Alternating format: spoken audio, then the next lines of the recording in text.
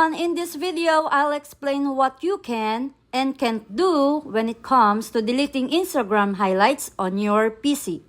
First, open your browser and go to instagram.com. Then log into your account. Click on your profile picture at the top right to open your profile. You'll see your highlights displayed under your bio.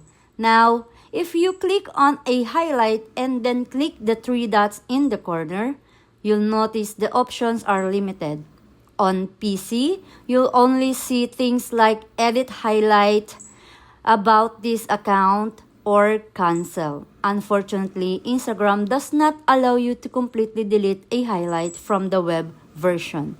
So, what you can do on PC, you can edit the name and the cover of your highlight.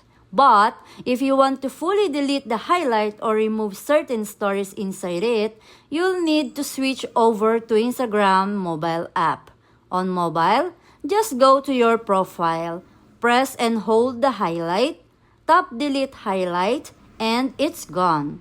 Or open the highlight, tap the story and choose remove from highlight if you only want to delete one story inside. So, the bottom line, on PC, you can only make edits. For full control, you'll need to switch the Instagram app on your phone.